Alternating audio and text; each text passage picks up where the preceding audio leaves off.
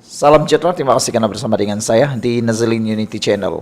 Hari ini kita digemparkan dengan keputusan di mahkamah bahwa Rosmah Mansur dibebaskan daripada pertuduhan, dan Akmal Saleh juga mengatakan bahwa ini satu perkara yang baik apabila Anwar Ibrahim mengakui ada kecacatan di dalam persediaan untuk pendakwaan beberapa kes.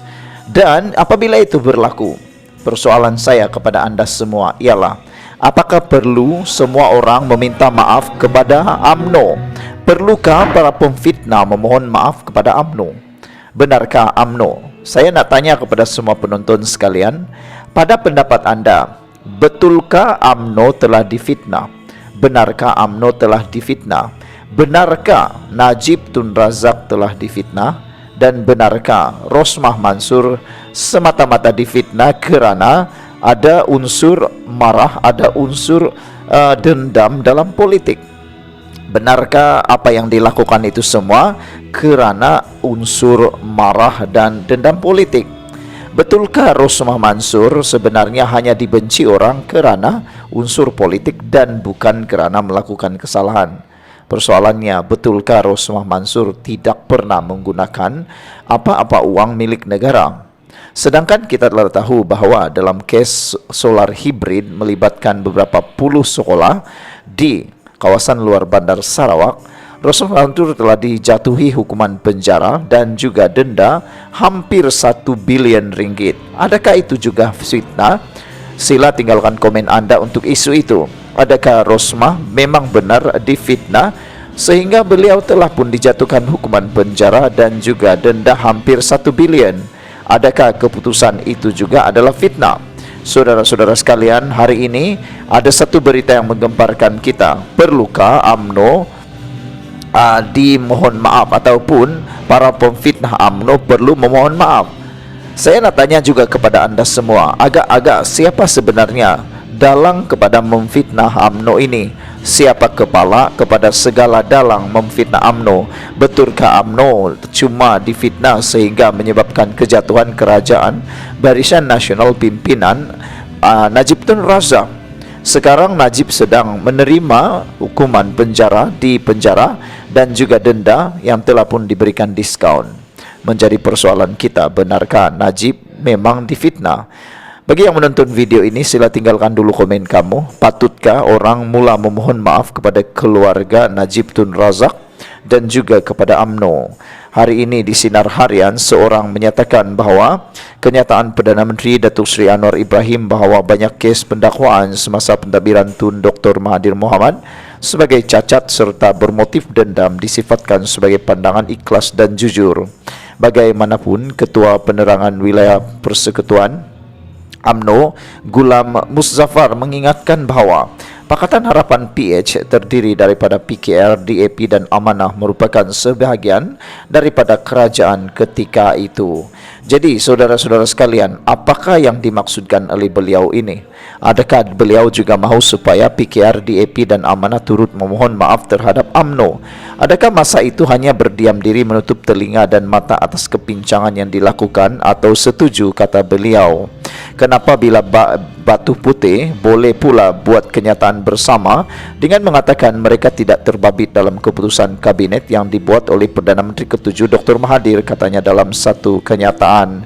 Sebelum kita berpisah, sila tinggalkan dulu komen anda. Patutkah semua orang, terutamanya Tun Mahathir, memohon maaf terhadap UMNO? Kita tinggalkan anda dengan persoalan itu dan tolong bantu saya untuk jawab pertanyaan tersebut.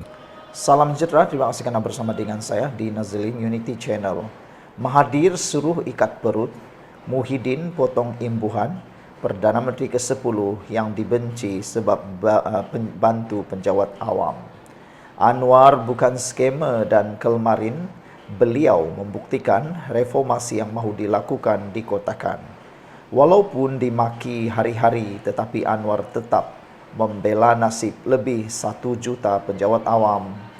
Penjawat awam turut berkongsi rasa teruja mereka menerima kadar gaji baharu melalui pelbagai hantaran di media sosial, dan antaranya, Alhamdulillah, terima kasih Kerajaan Madani. Saya ucap terima kasih bagi pihak isteri saya sebagai seorang penjawat awam. kenaikan gaji sekitar Rp500 untuk beliau kali ini, kata beliau.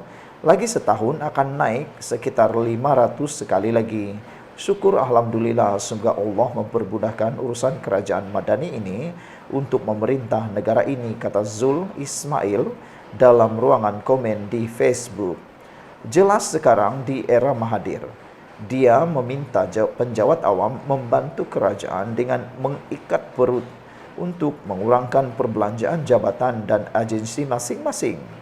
Mahathir tiada idea bagaimana untuk mencari dana bagi membantu kaki tangan awam. Malah dalam satu hantaran video, Mahathir sinis terhadap cita-cita Anwar menaikkan gaji pekerja. Katanya, mana Anwar nak cari duit untuk beri kenaikan gaji yang tinggi kepada penjawat awam. Di zaman Muhyiddin paling tidak bertanggung jawab. Hanya memenuhi nafsunya untuk menjadi Perdana Menteri, dia mempunyai jemaah menteri paling ramai, iaitu 70 orang dengan penambahan sekitar 7.6 juta ringgit Malaysia setahun untuk membayar gaji lambakan menteri kabinet. Muhyiddin hanya fikir kuasa hingga sanggup amalkan scheme of things, membazirkan jutaan ringgit wang rakyat. Mudah Muhyiddin buat kerja. 800,000 penjawat awam pula dipotong imbuhan tetap keraian ITK dan imbuhan tetap khidmat awam ITKA. Orang politik diraikan, penjawat awam dipotong imbuhan. Berbeza dengan zaman Perdana Menteri ke-10 Anwar Ibrahim. Perdana Menteri tidak ambil gaji. Menteri pula ditolak 20% daripada gaji mereka. Tetapi kaki tangan awam dinaikkan gaji dengan melibatkan kos 10 bilion ringgit. Nampak bagaimana prinsip perjuangan Anwar. Rakyat Marhain diangkat, pemimpin-pemimpin dididiknya berkorban untuk rakyat.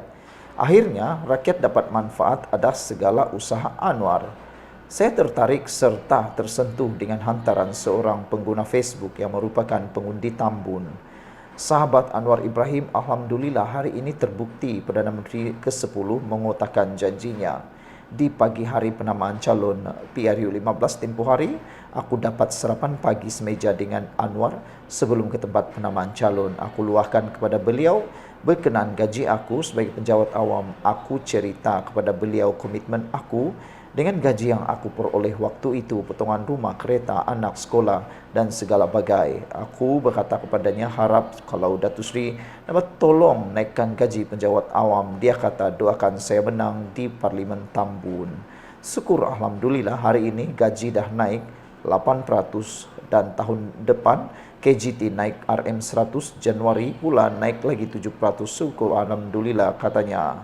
Saudara, Anwar yang dicaci hari-hari, Alhamdulillah hari ini demi hari, hari demi bulan dan tahun demi tahun, rakyat akan dapat menilai antara Anwar dan pemimpin-pemimpin sebelum ini.